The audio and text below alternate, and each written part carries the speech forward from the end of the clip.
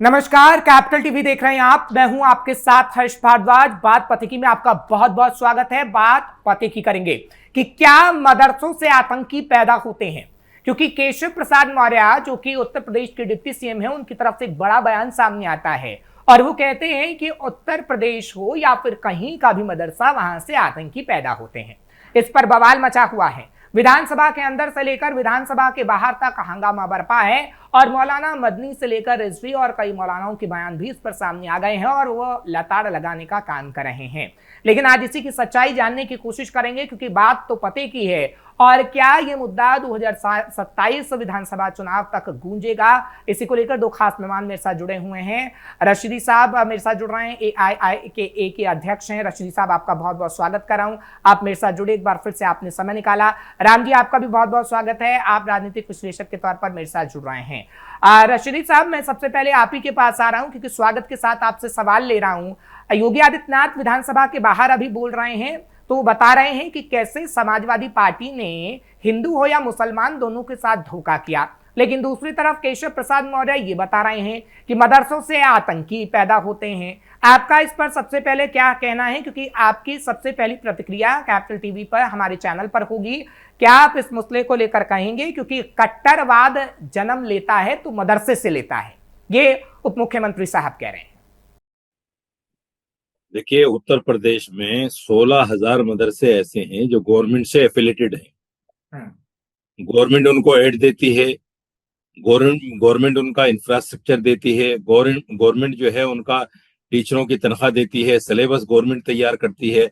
अगर वहां आतंकवाद की पढ़ाई होती है तो फेलियर किसका है? सरकार का फेलियर है।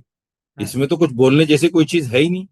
तो इसका मतलब ये हुआ केशव प्रसाद मौर्य को अपना फेलियर मान लिया उन्होंने कि हाँ, हम जो है बिल्कुल फेल हो गए, सरकार हम अच्छी तरीके से नहीं चला पा रहे हैं और आतंकवाद की पढ़ाई हो रही है, आतंकवादी तैयार हो रहे हैं और हम उसको नहीं रोक पाए।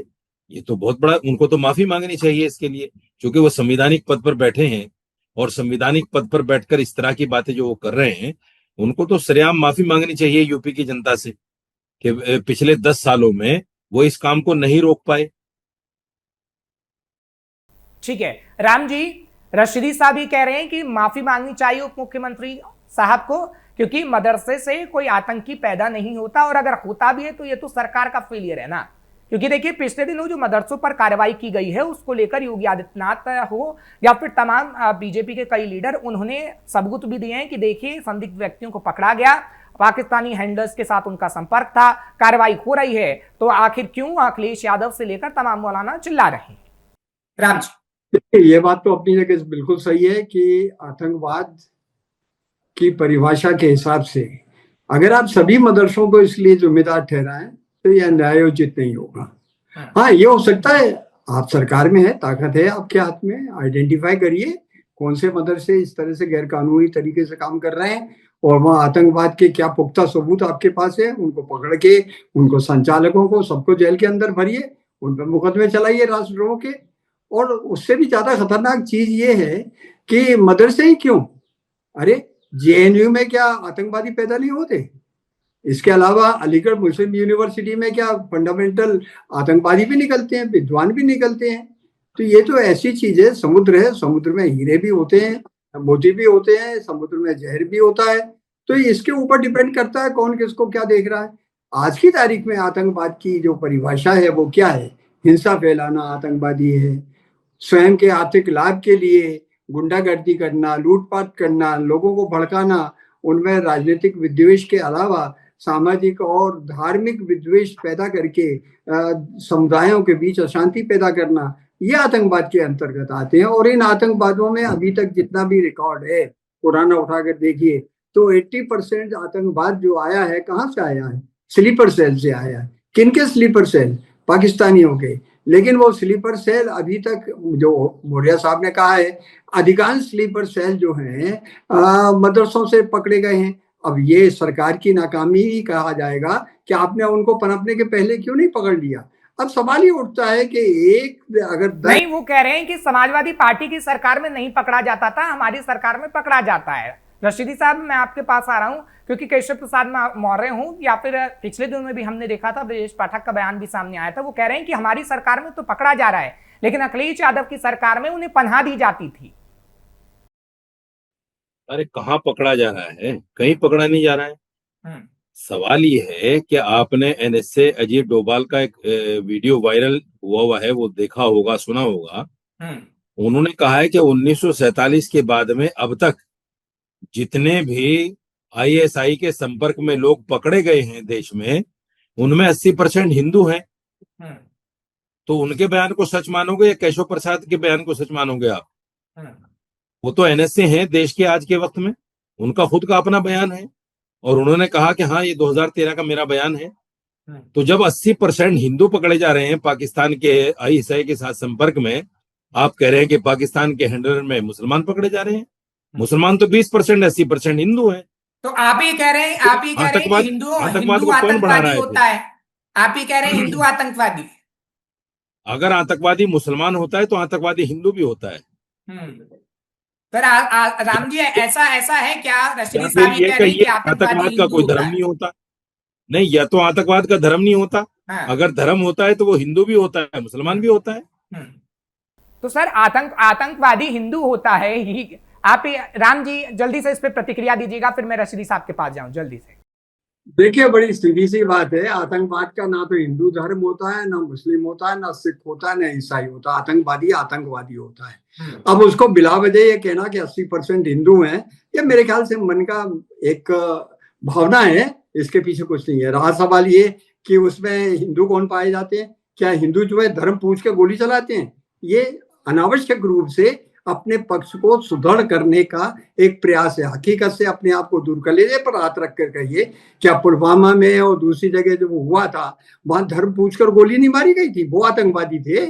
आप जो है उन लोगों को बचाने का प्रयास ना करें कि जो धर्म का आवरण ओढ़कर नफरत फैला रहे हैं, हिंसा फैला रहे हैं और गजवा हिंद का फार्मूला चला रहे हैं। उन्होंने क्लियर कट ये कहा है कि हम जो है, मुझे अच्छी तरह याद है, एक इसी तरह के नेता जो हैदराबाद के थे, उन्होंने कहा हम तो चाहते हैं कि भारतवर्ष पूरा एक हो जाए, अखिल भारतीय हो जाए, जिससे 25% मुसलमान पाकिस्तान के, 25% मुसलमान आपके बांग्लादेश के और हिंदुस्तान के मिलकर एक बड़ा वो बना लेंगे, हमारी पार्लियामेंट में बहुमत होगा और गजवा हिंद का फार्मूला लागू हो जाएगा। और ये जो चीजें हैं 17वीं शताब्दी के हैं। समय के साथ आगे बढ़िए, सोचिए, साइंस पढ़िए, अपने बच्चों को आगे बढ़ाइए। देखिए चंद्रमा कैसे घूम रहा है, चंद्रमा पर क्या करेंगे, देश के विकास के लिए, मानवता के हितों के लिए करिएगा।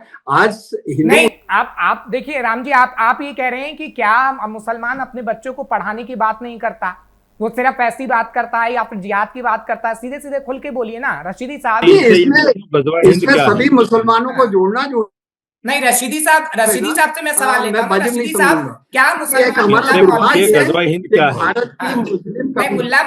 मुल्ला मौलवी सिर्फ जिहाद की बातें करते हैं, आप पढ़ते लिखते नहीं, आप ये कह रहे हैं रशीदी साहब? राम जी ने सीधा सही बात है। आप इनसे ये पूछिए गजवा हिंद है क्या है गजवा हिंद? पूछिए। ये तो मेरे ख्याल से आप ज्यादा अच्छी तरह समझते हैं गजवा हिंद क्या है। पूरे हिंदुस्तान को जो है हम तो नहीं जानते गजवा हिंद क्या है। बनाना ये उनका द्वेष है। और ये औरंगजेब ने भी ट्राई कर लिया, इसके पहले भी लोगों ने ट्राई कर लिया, लेकिन भारत की सनातन संस्कृति, हम तो नहीं जानते गजवा हिंद क्या है, लेकिन आपने बोला है ना, तो आप बताओ ना क्या है गजवा हिंद। हम तो जानते नहीं क्या है गजवा हिंद। आप अच्छी तरह जानते हैं, आप छुपाने की कोशिश कर रहे हैं। अरे जबरदस्ती, बिल्कुल सही बात है, जबरदस्ती मेरे ऊपर। अन्यथा आप हिंदू और मुस्लिम के बीच में किसी तरह का भेदभाव नहीं करते। आप ये आप एक चीज बताइए मुझे। असल तो मैंने पहले भी कहा था कि मैं इस तरह की मानसिकता के लोगों के साथ बैठता नहीं हूं, लेकिन मैं फिर भी आपसे पूछना चाहता हूं, अगर धीरेन्द्र शास्त्री ये कह सकता है कि भाई ये हिंदुस्तान जो है हिंदू राष्ट्र होना चाहिए, तो साजिद रशीदी ये क्यों नहीं कह सकता कि मुस्लिम राष्ट्र होना चाहिए? संविधान ने दोनों को इजाजत दी है। पहले तो ये मानिए कि ये राष्ट्र, संविधान ने दोनों को इजाजत दी है। अगर मैं इसको नहीं सुनिए बाद में बोलिएगा। अगर मैं इसको ये कहूं कि मुस्लिम राष्ट्र बनना चाहिए, तो मैं तो आतंकवादी हो गया, दहशतगर्द हो गया, स्लीपर सेल हो गया। और अगर धीरेन्द्र शास्त्री ये कहे कि ये हिंदू राष्ट्र होना चाहिए, तो उसका स्वागत हो रहा है। सनातनी बोलते हैं क्योंकि आपके फोर फादर्स हैं, आपका जीन जो अफगानिस्तान। लेकिन रशीदी साहब इस सवाल का भी जवाब दीजिएगा। ठीक है, राम जी, थोड़ा समय कम है रशीदी साहब के पास। रशीदी साहब, मैं इस सवाल का जवाब भी लेना चाहता हूं, क्योंकि देखिए योगी आदित्यनाथ से लेकर तमाम बीजेपी के लीडर ये कहते हैं कि मुसलमान को सिर्फ मुल्ला मौलवियों ने दरी बिछाने तक सीमित कर दिया। आज भी सर यही बोला गया है। मैं केशव प्रसाद मौर्य के सिर्फ एक बयान को कोड नहीं करता, उन्होंने कई सारी बातें बोली हैं। उन्होंने कहा है कि मुसलमानों के साथ अखिलेश यादव हो, कांग्रेस पार्टी हो, तमाम मौलानाओं ने धोखा किया, सिर्फ धर्म की बातें की, पढ़े लिखने की बातें नहीं की। अगर पढ़ने लिखने की बातें की होती तो आज वो उच्च पद पर होता। ये बात कह रहे हैं बीजेपी के लीडर। नहीं, आप तो पत्रकार हैं, आप मुझे बताएं, क्या मुसलमान जज नहीं है? क्या मुसलमान आईएएस आईपीएस नहीं है? क्या मुसलमान यूपीएससी में क्वालिफाई नहीं कर रहे हैं? 50-50 बच्चे, 70-70 बच्चे, तो दरी कहाँ बिछा रहे हैं मुसलमान? आप तो पत्रकार हैं, आपको तो जानकारी होनी चाहिए। तो जो लोग इस तरह का बयान दे रहे हैं वो अहमक हैं, बेवकूफ हैं, अनपढ़ हैं, जिनको यही पता नहीं है, वो तुष्टीकरण की राजनीति कर रहे हैं। आज कहां कौन सा महकमा ऐसा है जिसमें मुसलमान नहीं है? आप मुझे बताओ, एक महकमा बताओ सरकार का जिसमें मुसलमान नहीं है और उच्च पद पर भी है। क्या देश का राष्ट्रपति मुसलमान नहीं रहा? क्या महाराष्ट्र में सीएम मुसलमान नहीं रहा? क्या मुसलमान आर्मी में नहीं है? क्या मुसलमान जो है बीएसएफ में नहीं है, आरपीएफ में नहीं है? क्या मुसलमान पुलिस में नहीं है, सीबीआई और ईडी में नहीं है मुसलमान? या इनकम टैक्स में नहीं है मुसलमान? या बैंक के मैनेजर नहीं है मुसलमान? बताओ मुझे, कहां नहीं मुसलमान?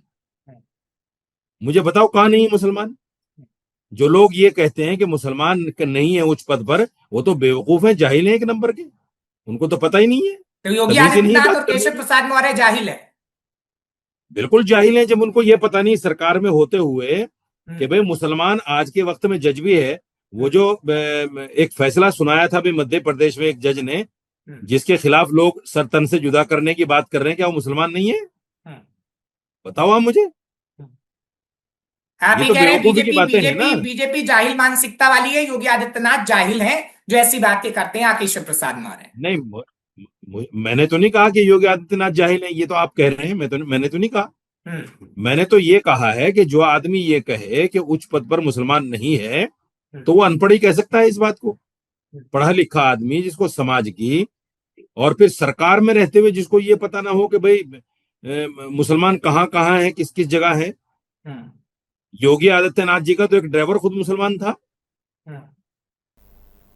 लेकिन रशीदी साहब एक आखिरी सवाल आपसे ले रहा हूं। देखिए समय की थोड़ी कमी है।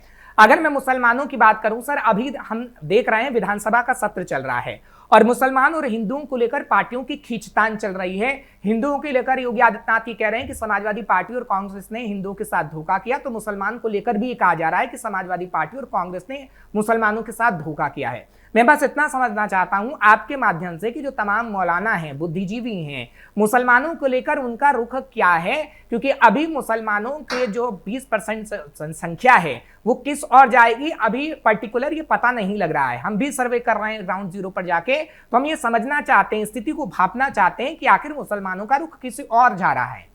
रशीदी साहब, अभी वेट कीजिए, वॉच कीजिए। मुसलमान अब इतना बेवकूफ नहीं है कि पत्ते पहले ही खोल दे।